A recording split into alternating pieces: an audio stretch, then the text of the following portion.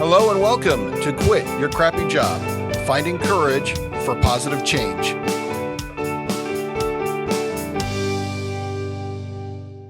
Hello and welcome to today's podcast of Quit Your Crappy Job. I'm your co-host, Scott Wilson. And I'm Jeff Hughes. How's it going, Scott? It's going great. And we have another great guest for us today. We have Cathy Weldon, who is the Director of Demand Gen at a tech company, a marketing veteran of 13 plus years. Welcome, Cathy. Thanks for having me, guys. Well, we are glad to have you here for sure. So I think the audience would love to hear your story and what you've got in store for the audience today. But before we get started, Cathy, why don't we just, as always, take a step back and introduce yourself to the audience, give a little bit of background about yourself, and then we'll get into your story. Sure. Let's see. A little background about myself. I was born and raised in Westchester County, New York, just north of Manhattan. It's just me and my brother and my family.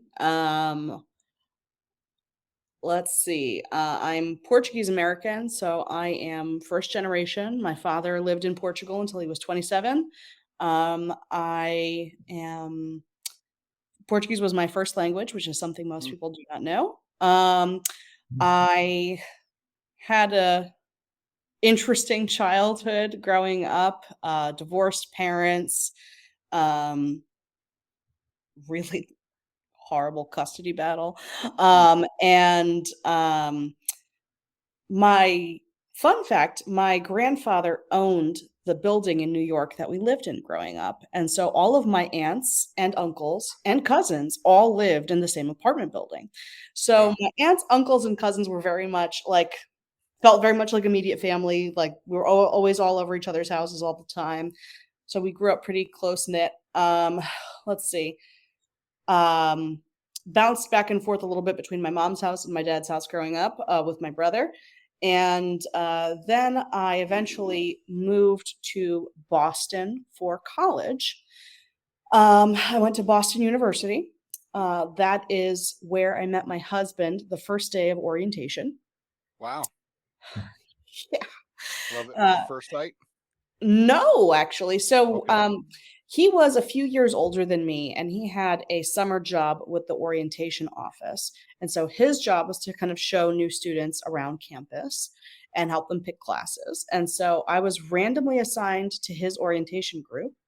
And so he was kind of showing me around. And I guess I would describe my personality is that I'm actually introverted, but I'm extremely outgoing. It's because I don't like awkward silences. And so my tendency is to sort of inflict myself upon people. And he happened to be my target. And so we became friends and, randomly would bump into each other from time to time. And then we were friends. And so we hung out as friends. And then one thing led to another, a couple months later, he was like, I really want you to be my girlfriend. And I'm like, why? And, he made a compelling argument. I was like, that's so sweet, but no, thank you. And he was like, what do you mean? No, we can always be friends if it doesn't work out. And I said, well, okay, I guess so. If you really feel that strongly about it. And so that's how we started dating. And here we're still together 15 plus years later. Awesome. And how many kids? Married with 2 kids. My daughter is 5 and my son is 3.5. And they are the best parts of my existence. And now we live in a suburb of Boston. And I also have a almost 2-year-old Bernedoodle puppy who is 60 pounds of doodle and very much has puppy energy. And she's the best. I also went to law school for a season because my lifetime dream was to be a lawyer. And in law school, I realized how unhappy I was. And I was like, oh my God, I'm reliving my childhood. That's why I'm so miserable. So I ended up totally dropping out of law school. It's like, no, we're done with this. And kind of stumbled and fell my way into marketing by accident. and just discovered I really liked it. And I had like a very natural aptitude for it, which is really interesting because I've never in my life taken a business class.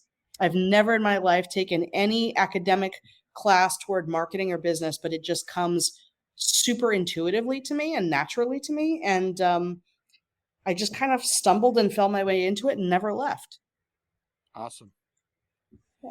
Good. Fantastic. So that I guess gets us to the beginning of our narrative here, Cathy, on our podcast. So Yeah. um you you had a job. You were and if I recall correctly, what we had talked about is there was a company, which we won't name, was recruiting you, right? You already had a job, and why don't you tell us about that? And you came to join this company that Yeah. ultimately you left. Um, so I did a couple of years of marketing agency life because I think a good marketer is one that's very well rounded and can execute as well as strategize. So I had really said to myself, marketing agencies kind of notoriously crush your soul, work you really hard, long hours. But it was something I really wanted to do to kind of build up my portfolio. And I thought it would pay in dividends over the course of my career. And at the time, I was young, I had no kids, I had no responsibilities. I'm like, this is the time for me to just put my head down and plow. And so that's what I did. And then I had my daughter. Well, I got pregnant with my daughter, and I was like, well, I can't work 80 hours a week anymore. This isn't sustainable. So I left that agency job and went to work for a different agency, which offered me flexibility to work from home and work kind of more my own hours. Um, the owner had also gone to Boston University, and she and I had kind of like a Hmm. network connection type thing. And she was like really excited for me to come on board. And it was a great opportunity for me. It was actually better money for fewer hours and more interesting clients. And I was so about it. And basically, that agency was a very interesting one. Almost all of the employees were women and young moms, and it was almost like this little sorority of women who got it. You know what I mean? Yeah. And it was a really lovely experience. I actually really enjoyed my time there, and So you were um, happy I was very happy. when this big big tech company came knocking at your door. Yeah. So one of my Hmm. girlfriends, um, she worked at that company. And she kind of approached me and was like, "Hey, so there's this role that we're having a really hard time filling.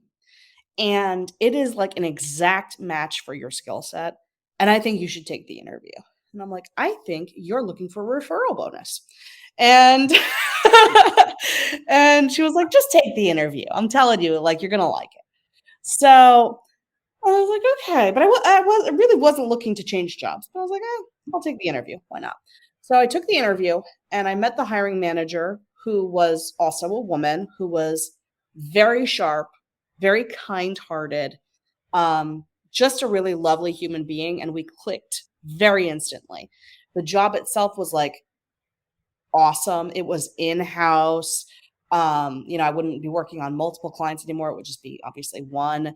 And it was very kind of like a very appealing offer. And it was this huge company that was, in my opinion, very stable and secure because it had been around for decades. And I kept reading all about how great they were to work at as a mom. Like it was Hmm. all over like their press, like great place to work for moms. And I'm like, okay, let's give it a whirl. They made me an offer, which was really nice money and great benefits. And I also had the ability to work from home because my hiring manager worked from home. So I didn't have to go into the office every day. And this was pre COVID, right? Being able to work from home was a big deal then. Yeah. Yeah. And so I was like, sweet, let's do it. So I go, I get Now, recruited. real quick, Yeah. just to stop you there for a minute. So you'd already gone from a company that, as you said, a lot of moms worked, seemed like a really good situation, Yeah. to switching jobs while you're pregnant. Did you Oh, well, negotiate like a? Did that? I mean, at that did that come with like a? point, Um, yeah. Go when ahead. I was approached, I so when I was originally approached, I wasn't pregnant yet. I wasn't actually Okay. trying to get pregnant. My husband was traveling a lot for work, and I was very busy at work too. So it was like one of those situations where I had no expectation that I was pregnant. And then I started like, as I started entertaining, as I started entertaining these interviews, I started to feel funny. And I go to my doctor, and she's like, "You're pregnant." And I'm like, "That's not funny." And she's like, "No, really, you're pregnant." And I'm like, "That's not possible. My husband and I have been like apart." And then I like look at the calendar, and I'm like, "Wow, I guess it really only takes once." Yeah. So, so I found out that I was pregnant in the middle of this hiring process with this Oh, large wow. behemoth company. So I found out I was pregnant maybe a few days or at max a week before they offered me the job. Okay. So it was one of those things. I didn't know if the baby was going to stick. I didn't know anything about it, but I was just Right. like, oh, okay, here I am. So when they offered me the job, I was like, I'm so excited. Thank you. I would love to accept. You should know that I am pregnant.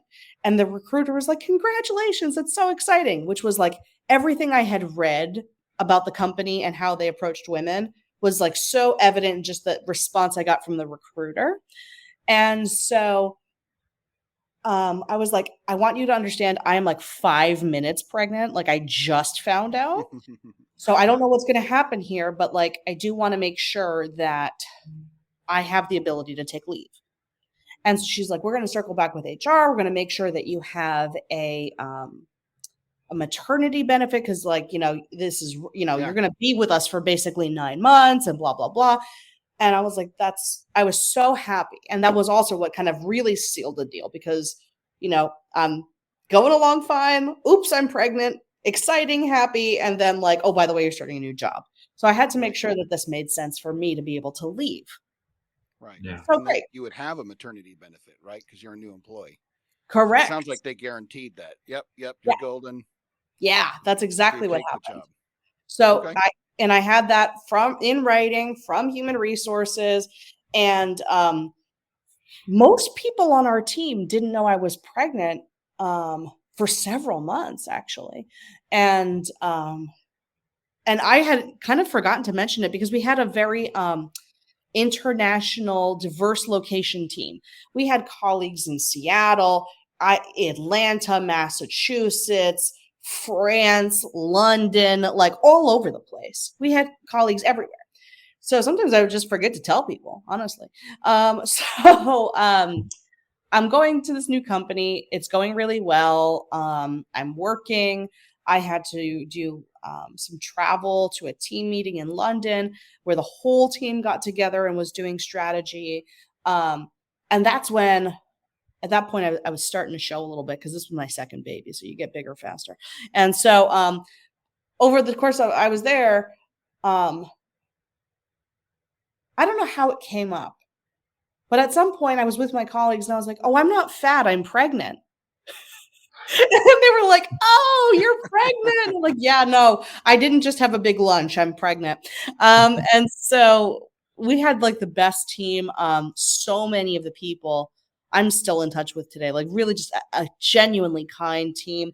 Um, then that summer, I want to say late in the summer, I was actually at a training.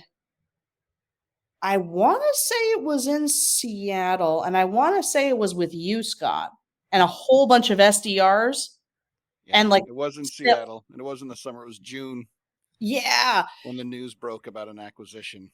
The yeah, unthinkable. Yeah. yeah, so I was with you, and I remember we were in this room full of SDRs, and, like, people are just sending me links via email and via the instant messenger. I'm like, "What is this?"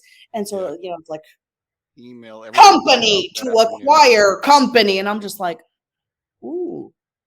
And so I remember, Scott, you were very calm and stoic, and you're like, "This is fine. Everything's gonna be fine." And I'm like, "Is it though? Yeah. Or are we just telling Yeah. these children that because they're 5 minutes out of college and you don't want them to cry?" Yeah. So I Well, remember at I've first been through acquisitions, M&As several times. Generally speaking, not a whole lot changes. Yeah. At least not in the first couple of years. Of course, that was not the case with this particular one, as it turned out. So, yeah, I wasn't just making stuff up. I was literally going based on experience.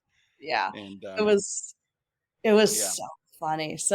Um, so then I have talked to my hiring manager, and she was like, "Yeah, this is not a big deal. You're gonna be fine. Everything's gonna be fine." And I'm like, "Okay, cool." And as time went on, people started to become a little bit more quiet. There seemed to be more whispered conversations. Meetings started to get canceled. Um, This was before the acquisition, this is right before the before? acquisition, yeah. Okay. We had what we called a rocks, pebbles, sand, which is kind of like how we mapped out all of the different marketing activities across all channels for like quarters, like planned it all out, who was in charge of what. And we added a column to it to see what things that we were spending money on we could kill. And so that was interesting. It's like, can we mm, kill this? What's the implication of killing this? And I'm just like, this doesn't seem, like, and this is kind of like internally in my mind, like, this doesn't seem to be going in a good direction. And then later on, maybe I want to say like September ish, people start to whisper there's going to be layoffs. And I'm like, okay. And then basically, as time went on, it became more like there's going to be significant layoffs. And at this point, like, I can't see my feet. I'm pregnant. Like, what am I going to do? Then there was a restructure where my hiring manager was no longer my boss. And I reported to a bigger cheese who was based out of London, and who was also very lovely. And I think he felt quite bad for me because like everyone knew at this point I was like big pregnant. And so he had basically said to me, there's going to be a lot of layoffs. I don't know what's going to happen. I think a lot of people are going to get laid off. He said, I think I'm going to get laid off. He said, do you want to stay? We're like putting together lists of people who are requesting to stay. And I said, yes, I do want to stay yeah, sure, because I'm super pregnant and I can't be looking for work right now. right, So internally, like, the thing is, it wasn't a total shock to me. It was like it had been building for months, right? And so in my mind, it's just like anxiety, but this is really like, there was nothing I could do. I was kind of just stuck in this on this ship that had COVID, if you will. Like you just see yeah, people going down slowly, Yeah. right, um, and so it was stressful. yeah. So And just for then, some context, Kathy, yeah, to what you're saying is that for the audience, that most acquisitions, right, the acquiring company will do a great deal of due diligence, right? Check the books, finances, and all this stuff, and they'll make plans. And so it's not uncommon for there to be layoffs when an acquisition occurs and restructuring. What was different, it turns out, with this acquisition is that the acquiring company did all the work that typically happens over the course of 2 years, meaning typically after the due diligence is done, the general thinking with a company is, well, we'll buy them and kind of get the lay of the land because there's all these details. You might make mistakes. You might, kill yeah, the goose that's laying the golden egg, right? So they tend to acquire the company and then make the changes over the next, months to couple of years. This company did a great deal of in-depth due diligence, and their thinking was, no, no, no, we won't trickle this out of a couple of years. We'll just come in and blitzkrieg it right out of the gate, yeah, right? And so that's why a lot of this stuff was coming up before the acquisition even occurred. So this was very atypical for this, which is why I think, Kathy, you were seeing management going, well, I think this and I think that, because everyone was just kind of like, wait, this is just not normal, right? yeah. So, It anyways, was. you're told there might be some layoffs happening, and then And do you want to request to stay? right, and so ultimately the time comes, right? So The ultimately, day occurs, right? well, actually, right like in the weeks leading up to D-Day, I hadn't been told anything explicitly, but I was told it was likely that I was going to get laid off. So Hmm. I had emailed HR and I had basically said, "Hey, super pregnant. Um, if I get laid off, what's going to happen to me?" And they're basically like, "If you get laid off, you'll get 2 weeks of severance and you can file for unemployment." And I'm Ouch. like, "Okay. Mm. And what is going to happen to my maternity benefit?" And they're like, "Well, it depends on when you give birth because the hiring company doesn't technically have to honor Wow. Yeah, no, the that." 2 weeks, just what's common also, at least in the tech industry, is that when they do layoffs, it's kind of the simple math. 2 weeks for every year of service is what people will give for a package. But in your case, Yeah. Cathy, you hadn't even been there a year. Yeah. And so your question about, well, the maternity leave, the 6, 8 weeks, whatever, should be part of my package is basically what you were arguing for, right? Yes. And then So there was just a quick question though. So your maternity benefits, like at the hospital, that was not in question. It was The just, insurance. yeah, the insurance, that was not in question. It was just the maternity leave after you gave birth. yeah, so I thank God I was not on the company insurance. I was on my husband's company's insurance. Mm, Okay. So, I don't know what would have happened to my health insurance wow. if I had been on their insurance. Um, but it was really about just like number 1, keeping my job, and number 2, paid time off because I was having a baby. Um, so, whereas some of my other colleagues were like knew it was coming and were already actively interviewing at other companies and already like jumping ship or waiting to get laid off to jump ship in some cases because they could get packages. I didn't have that luxury. No one You were was going to stuck. talk to somebody whose like baby was crowning. So like no one was going to have that conversation with me. So I was really in a game where I had to sit and wait it out because I mean at this Wow. point I was when I was having this conversation with HR, it was 8 months pregnant.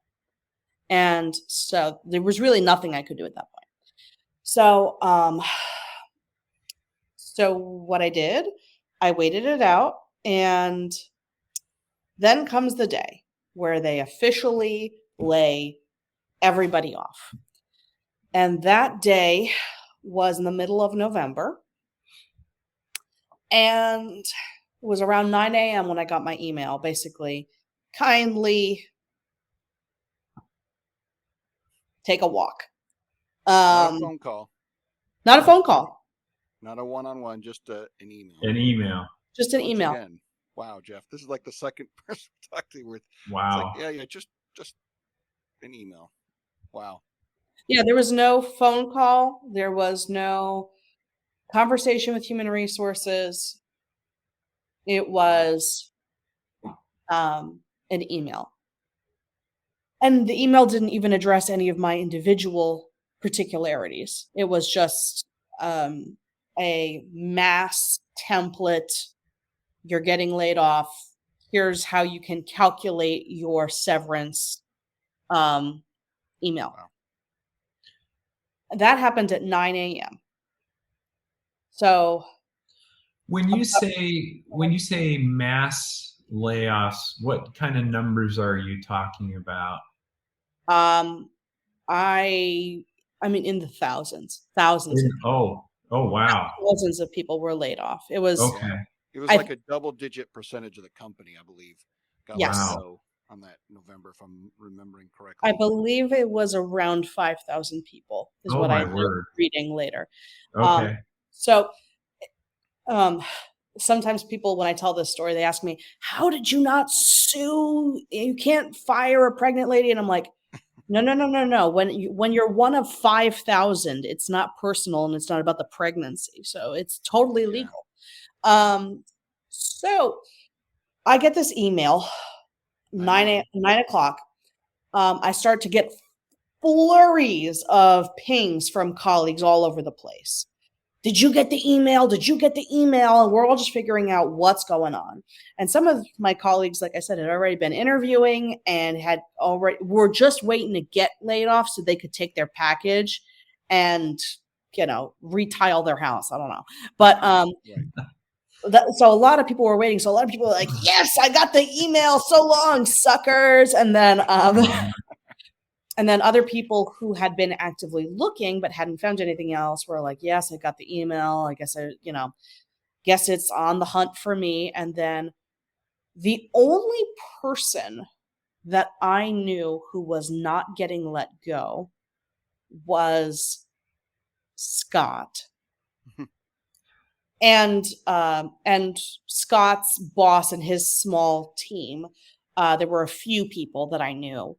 But the person I worked the most directly with that was staying was Scott, which didn't actually surprise me. I'll just talk you up for a second like you're not here. But, Scott was just really, truly an expert in what he was doing and was such a value add to the company and was so skilled. They would have been foolish beyond measure to let him go.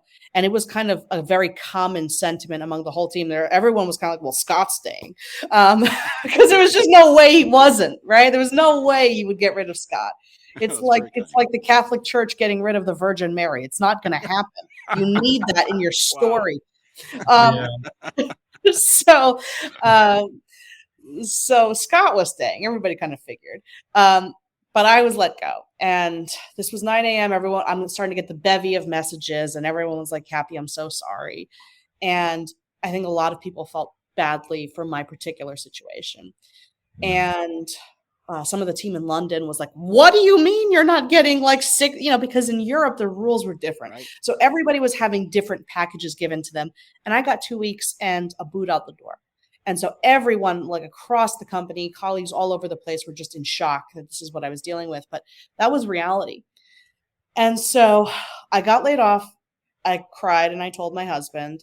He was like, okay, we're going to deal with this. He was working from home that day. And I called HR, and of course, busy signal. Nobody cares. They probably all got fired themselves. Who even knows? So I sent an email to the new company HR, because technically that's who you were supposed to direct questions to. And I was like, hey guys, 9 months pregnant. You just let me go. I was supposed to have maternity leave, see attached. Can you help guide me in what's going on? And they're basically like, hi, so happy to help out, like cheerful email ever, like so weird. And then they were like, so unfortunately, we are not bound to the contract set forth by other company. But we wish you a happy and healthy delivery and best of luck in the future. Wow. And I'm like, and I respond back and I'm like, so to clarify, I get nothing. And they were like, no, you get your 2 week severance. Great. Thanks. Like, yeah. Wow. I'm like, well, I will be sure not to spend that all in one place. So, so at this point, I'm. What year was that, by the way? I'm just curious.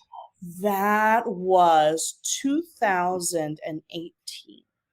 Okay. 2018. So you would think that a company would want to, just do the right thing maybe and honor that. So this new company's reputation was really not aligned with that philosophy. It was more like corporate Darwinism, like guillotine, survival of the fittest. Yeah. People were just sort of an accessory to the money making. So, and listen, I never worked for that company, but I can tell you that was certainly the reputation, and the very brief experience I had with them it was basically like, so happy for you. Congratulations on your baby. Now get the hell out the door. Or the company you were with should have insisted that these kinds of situations be honored, even after the purchase. that's just it's wrong on both sides, both companies, in my opinion. Oh, I think from a moral level, absolutely, but Yeah. I don't think corporate America. Um, I don't have that expectation from corporate America. I think it's nice when they do act like human beings, but Hmm. it's certainly not always the case. And you just kind of, Yeah. at least since then, I've learned to prepare myself for that. But You it know, this was reminds me, surprising. Kathy, this attitude that you're describing here, this culture at that acquiring company, it reminds me of a police officer who had a watchdog when I was a kid, and the dog I thought had a Japanese name because it sounded really cool. The dog's name was Sosumi, and I was like, wow, is that a Japanese name? He goes, no, it's a sentence, but that is the dog's name. If you get bit, Sosumi, you know, watchdog. And I think That's that was kind of amazing. the attitude that come, you don't like it, so Yeah. sue me, whatever. But So anyways, yeah, that's good, Scott. So I guess I mean, you having somewhat of a legal background or going in down that path, you didn't think there was any legal recourse Yeah. whatsoever. So I actually know my employment law pretty well, mm, and I knew that because if they had laid off me and all of the pregnant women, that would have been different.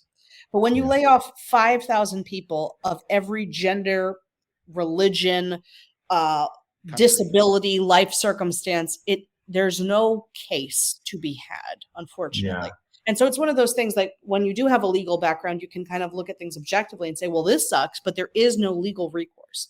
If they were laying off me and all of the brunette pregnant women, right? then we would have a case and a good one.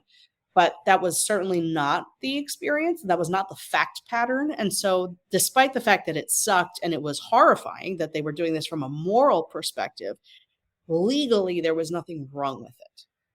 Yeah. Wow. Yeah. And So, that's unfortunate. I mean, because there weren't that many. I mean, I gotta imagine there couldn't have been that many people that were in your circumstance, and it wouldn't have taken much to provide frankly, the obligated benefit as part of a package or delayed. I mean, something, anything other than what they did. It wouldn't have been that hard. But no. And I just anyways, think that they didn't have a use. I think this was yeah, a very cold, calculated, um, soulless decision that was purely financially based. And I don't think it was necessarily personal. I think they just didn't care right. at all. And um, So that's so 9 a.m. so Right? You that's said 9 you a.m. got this email, all the texts start going.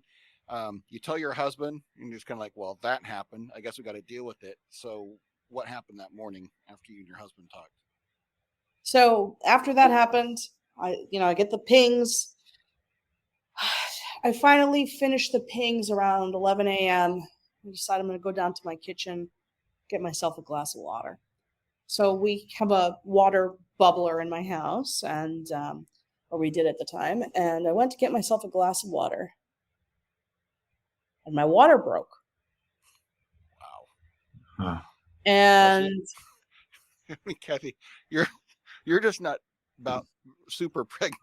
I mean, you're hours from giving birth when this news comes out. Wow, I correct, can't even correct. imagine. No, That is when I so say I was difficult. 9 months pregnant, I mean like I was Wow. big pregnant. And so my water breaks, and at first I'm like, I don't think I just peed my pants. I didn't mean to. Oh And, man. and then I go to the bathroom and I'm like, oh no, this is my water breaking. Okay. And my water did not break with my first child, so that was a different experience. Oh, I I won't see. get into that because that's a different podcast.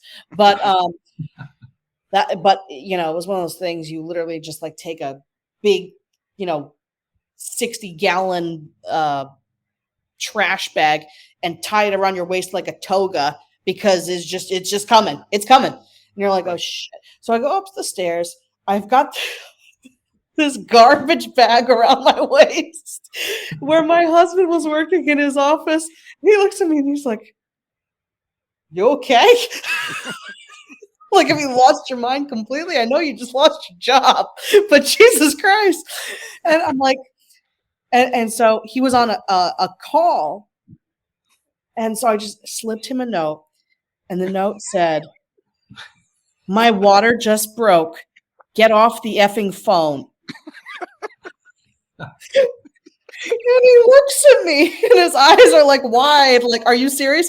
And he looks back at the trash bag and he's like, "Excuse me, I think my paternity leave just started." And the call's like, "What?" And he's like, I gotta go. My wife says it's time to go."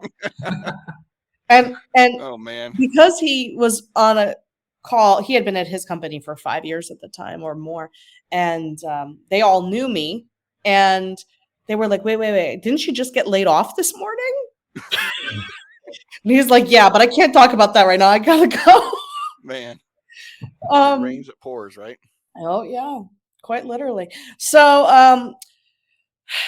So we go to the hospital, and I had my son. I actually had a very, very difficult delivery with him. I actually Mm, almost died. There was mm. so in the middle of this horrible day, there was actually an anesthesia accident, Oh Oh my. no. and the doctors actually ended up paralyzing my diaphragm, so I Oh couldn't breathe. no. Yeah. Um, so it was I mean, a Cathy, really this is quite the day. You it was find out you quite a lose your day. job. You find out, oh, by the way, we're having a baby today, and a Yeah. doctor paralyzes your diaphragm and you almost die. I mean, Is that that's not a because of like typical an day. epidural that Yeah, so I didn't asked work? for the epidural, Mm, and with my daughter, the epidural hadn't worked, so I actually asked for the attending physician and not the resident, mm. and so I actually waited for the person who knew what they were doing, and they came, they gave me the epidural. I'm pretty sure I told her I loved her, and then lost consciousness. Oh my. And yeah, it was not good. I could hear everyone in the background, but I couldn't open my eyes and I couldn't speak and I couldn't really breathe well, and it was a whole thing. Um, Long story short, there, very traumatic delivery experience. Um, Mom was fine, baby was fine, but Mm. my son, when he was born, um, couldn't breathe. Because they had, in addition to misplacing my epidural, they also gave me 3 times the amount of medication that they were supposed to. Oh no. Hmm. So the number of potential lawsuits in one day is just like really something you wouldn't believe. Um, Wow. so um, they gave me too much medication. They put the needle too high up and too deep, and they used the wrong size needle. So it was bad. Oh So man. my son was born, and he went right to the NICU. And so in that one day, I had a baby in the NICU. I had lost my job. Um, he was actually like a week or two early, not too early. Like he was full term, but Yeah. about a week or two early. Um, and I had just gone through this really traumatizing labor experience. Um, and yeah, that was Wow. that day, all in one day. Wow. So how do you and your husband cope with this? I mean, I assume so. You finally come home, right? I mean, wow. I mean, So it this was quite a day, and was now quite a your day. whole life has changed. You got a newborn, no job. Um, Also I mean, a 2-year old. Not right, quite 2-year old, but I had right. so I had 2 under 2. They're like 20 months apart. So I had like a 20-month-old. I had a newborn. Um, I had lost my job. Um, and I had had a really traumatic labor experience. And in the immediate term, obviously, you're not worried about your job. You're worried about like, am I going to get a spinal migraine and not be able to get out of bed for 3 days? Because that was the big Mm, concern after my son was born. But the big concern is, okay, number one, did I survive? Did he survive? Do we have any lasting issues? No, thank God we don't. And then it was making sure, we would settle into life, right? And so, um, my husband had an excellent job, and he actually had written his own paternity leave policy because he was working for a very high growth startup, and he was employee number 3.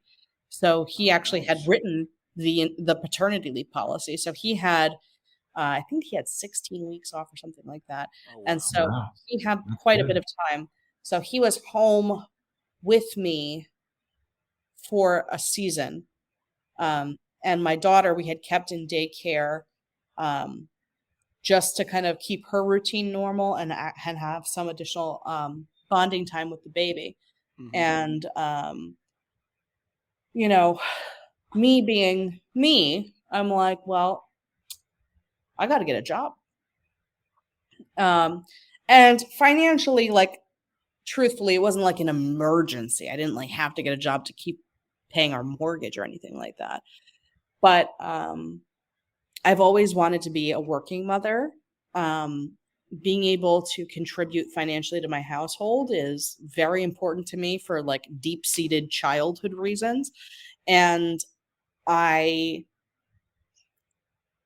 wanted my daughter to grow up and see a strong mother and not someone who was the victim of her circumstances. Mm. And so, That's a lot of 2 weeks. pressure to put on Oh, yourself. oh, you have no idea. I'm the worst. Um, so 2 weeks postpartum, I start interviewing. Wow.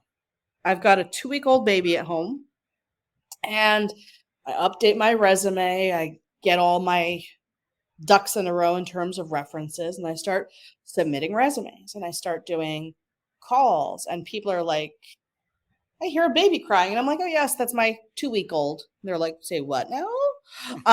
So I, you know, started the interview process, and um, shortly thereafter, it was, I want to say about 4 weeks postpartum, uh, just after Christmas, or maybe just around Christmas, I had received an offer for a job at a Israeli cybersecurity company Hmm. uh, that was still in stealth mode, like brand new startup, and it was basically for the title was senior marketing manager, but it was basically like the head of like most types of marketing. The VP was a lifelong product marketer who self-admittedly like didn't know much about digital or demand gen or anything like that. And so I was kind of brought on to be her kind of beta, if you will, and to kind of just get things going for this company. So I was offered the job, and I accepted, and I started the job when I was 6 weeks postpartum. And my first week on the job, they had me fly to Israel to meet with the leadership team. So Wow. there I was, you know, uh, very newly a mom again, still pumping, and on a plane to Israel. And because my husband had a more generous paternity leave uh, plan, he just kind of powered through and helped kind of take the time off of work so I could start my new job. And um, yeah, and I was in Israel for a week when my son was 6 weeks old. Wow. Yeah. And so, how So long were just you to at? Go ahead, Jeff. clarify, then, so you brought the baby to Israel with you, Oh no, or he stayed with your husband? he stayed with my husband Okay. in the U.S. Yeah, Wow. And was yeah. that pretty tough? I mean, you went through a lot, and 6 weeks later, you're already not just working, but you're halfway around the world. What was that Yeah, it like? was it was pretty tough. Um, so I'm like I told you in the beginning, I'm actually an introvert, even though I'm quite outgoing. And so sometimes my style of coping is actually to run away a little bit and to process things in my own mind. So in a way, it was actually good for me.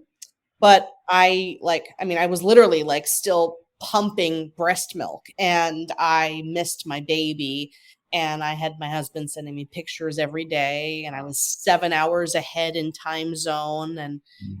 it That's was tough. quite difficult. Mm. Not to mention, I had never been to Israel before. It's in the Middle East. I'm like, is this safe? But for me, it was just like, I felt like I needed to get a job. This was the first job presented to me. I needed to keep moving. I needed to get my life kind of back, on track. And I just felt an enormous self inflicted pressure to just perform. Mm. And I did quite successfully. But yeah, it was tough. And so how long were you at this new company then? So you get this new life. New life, new company, high stress. Mm. Um, I was there, I want to say about like 9 months before they got a new CEO who previously to being appointed CEO was a consultant who I didn't necessarily super mesh with because he claimed he knew marketing, but he didn't know marketing. He would just make like ridiculous requests that just were not a thing, and I was like, okay, buddy. Um, so they got the new CEO, and then I'm told all of the US positions, besides a few strategic sales roles, are moving back to Israel because new CEO wants to put the administrative people in Israel. Oh no. And I'm like, okay, bye. So did you quit or did you get laid off again? Laid off again. Wow. So Uh, this is 9 months yep, after the first layoff. yep. And so how did your husband take the news? I mean, I assume without a garbage bag this time. Um, my husband is my rock. He is the most loyal, supportive, kind, patient person that I could have ever manufactured for myself. Mm. Truly, my husband is not perfect, but perfect, I think, for me. And he's stoic and he just keeps going. And he is also by far the most hardworking person I've ever known. He himself has taught me everything I know about hard work. And because we got together young, I was 19 when I met him. Mm.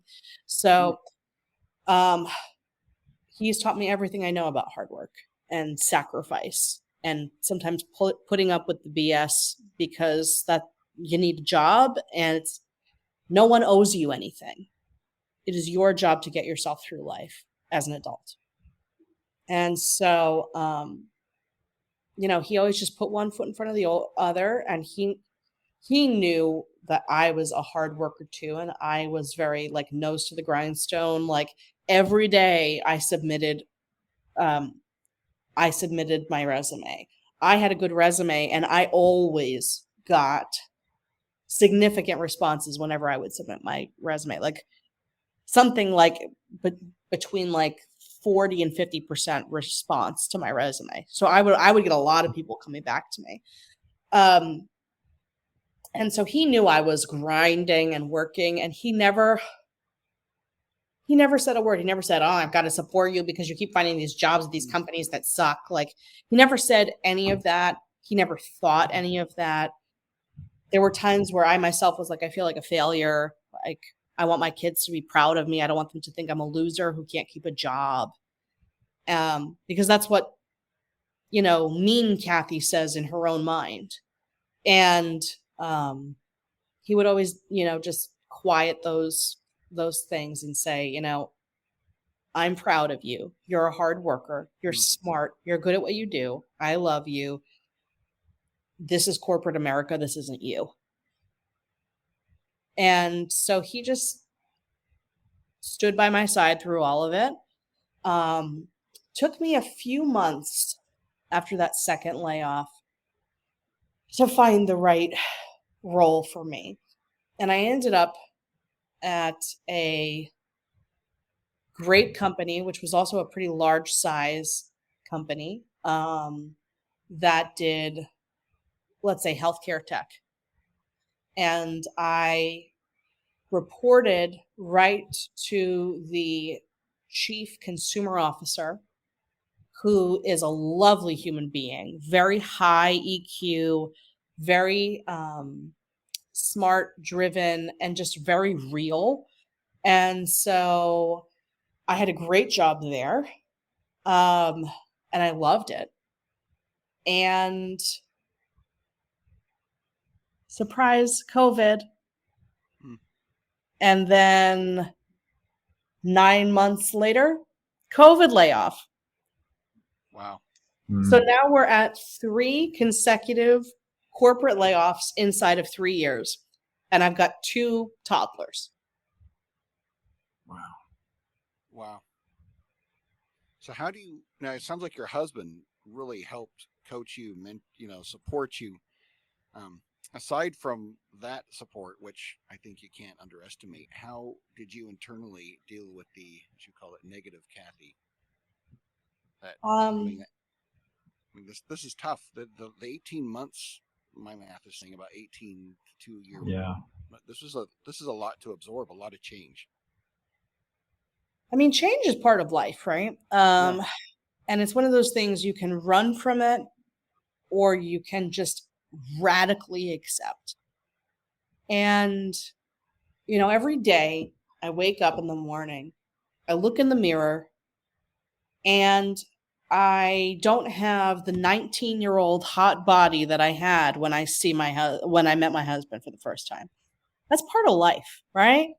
You don't wake up in the morning and see your 19-year-old body. I've got some worry wrinkles starting. Like it's part of life, right? Change is inevitable. And sometimes change is good. And I'm a very big believer that everything happens for a reason most of the time. And sometimes in the moment you're like, this is so awful. And then later on you realize this was a gift. This was a gift from the universe. And I also think it's important to look at the upside, right? So like, yes, I had all of these changes happen to me, but on the plus side, I got really great marketing experience at 3 very diverse companies and was able to learn a lot of different tools, a lot of different methodologies, a lot of different perspectives, exposed to a lot of different kinds of people. Like there is something to be said for that. I think I was actually listening to one of your early podcasts where you were like, somebody who stays at a company 10 years, you wonder what's wrong with them, Yeah. And so here, like, yes, there had been a lot of rapid change, but I don't know. My kind of methodology is like, give yourself an allotted amount of time to grieve or to be upset. And then you need to move forward. You have to, because you can wallow and feel sorry for yourself and get stuck in that. Mm-hmm. Or you can pick up the pieces, find something that's going to fit your life better, possibly, and move forward. And I will also add, every time I got laid off, the next job I had, I made more money. Every time. Well, there's a silver lining. That's good. So, for me, my allotted time, basically in these situations, I would always give myself 1 day to cry, 2 days maximum. And I could cry as much as I wanted in those days. Then we were done with the crying. And then if I needed to be like a little depressed and like watching Netflix and doing nothing, like maybe I could have through the weekend to do that. And then we were done with that. And then it's okay, put on your big girl pants, get out your laptop, update your resume, find a job. In the initial days, maybe you're not going to be super enthusiastic. Like, oh, they want me to write a cover letter. I don't feel like writing a cover letter. They can go to hell. But over time, it just becomes a muscle memory thing. You get back into it, you get on the horse, and it will be okay. What it's not going to be okay if you get into this rut of, I can't believe these people did this to me. I can't believe I was laid off after all of the hard work and all I did.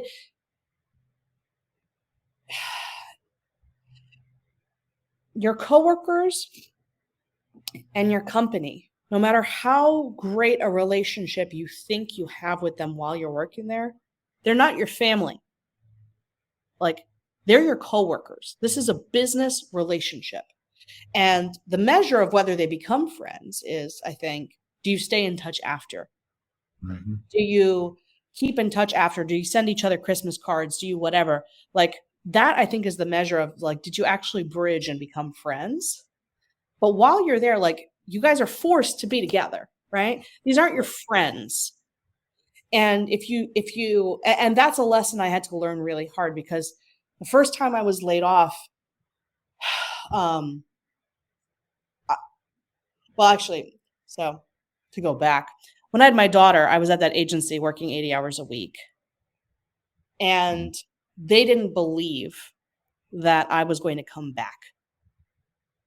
So they hired my replacement when I was a few days postpartum with Eleanor. Wow.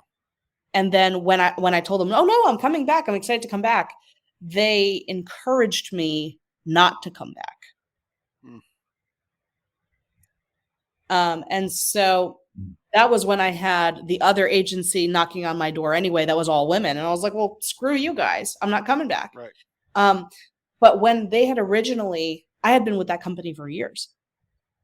When I had originally had that sit down, I was distraught. I was like, I'm a loser. I'm going to raise my daughter with a mother who's a loser. Like, I was so heartbroken because I had given these people years of my life. And I thought these people were like friends to me, like close friends to me. And I felt so betrayed. But I came to like really realize this is work. I am a commodity to them. I produce X widget, happens to be a service, but I produce X. I get pregnant, I have a baby. They're going to find somebody else to produce X. The fact that they did it in a way that's kind of like borderline illegal, that's a separate issue. But like, I'm a commodity to them. And really, this is a very kind of mercenarial relationship. I produce X service, they pay me for that service. You know what I mean? Yeah. And they're not my friends. The people who really matter are probably the people that you give the least energy to when you are a workaholic. It's your family. It's your real friends. It's the members of your community, the neighbors who snow blow your driveway when you're in labor during the snowstorm. Those are the people that matter. And so, like, you might feel betrayed by your colleagues. You might feel betrayed that someone would lay you off or mistreat you. Like, it's important to be cordial and friendly and real with your colleagues when you work with them, I think. But know that they are colleagues. What matters and the relationship that you need to nurture is the one under your roof. Yeah, that's good advice. So, Cathy, it sounds like you found a way to kind of depersonalize these layoffs that can happen. It's just part of business, right? It's not, that cliche, it's not personal, it's business, though I have found it is personal. But yeah, you don't take it personal. You can't take it personal, right? Because like you said, it's often not a reflection on you individually. It's just, a lot of the economics and things drive a lot of this. Like you said, you're producing a widget X. Maybe they don't need that widget produced anymore. Or any number of or things. or Right. they can find it produced cheaper or whatever. Whatever. It's one of those things. I have never one thing I get hung up on a lot is I take a lot of pride in my work. I put my soul into my job, and that is something that I think is very evident in the results that I always get. And so um I'm very happy to say I've never been laid off or terminated or anything like that because someone said you do crappy work.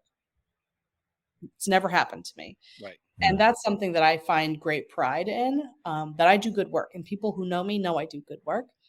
And that's the level of personal I will now allow it to get is I am personally responsible for the work that I produce.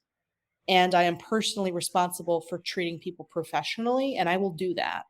And if the company decides they want to go a different direction because of cost or because of whatever, at least I can sleep at night knowing it's not because I'm a lousy worker. Yeah. That's good. Cathy, one of the things I've taken away from your story here, because it's very tough. I mean, I can't imagine. And thank you for sharing, by the way. This was a very tough time that you went through, and tough to pick things up. And one of the things I've learned from you in sharing this today is, to use a sports analogy, is you just got to keep swinging the bat, because eventually you'll hit the ball. Just if you don't swing, then nothing's going to happen. And sometimes you got to force yourself to swing the bat, rather, right? You just got to walk up to the plate and start swinging. Well, I don't want to. I don't feel like it. You're saying, well, just you got to just do it. You just got to go there and connect. And things, as you've done that, you have connected, and in the end, things have improved down the line. Yeah, Right. and I'm very happy to report that now I am in a role at a company that has unbelievable benefits, unbelievable leadership. My boss is a woman who has children about my children's age. Hmm. She is extremely smart, very strategic, very professional, really inspiring to me. Um, when I was offered the role, I met with one of the founders. There's 3 founders. One of them is a woman who met with me, and she's like, there's not a lot of women in tech. And I want you to know how much we value you becoming a female leader in this company, and always reach out, and just the kindest, most welcoming environment.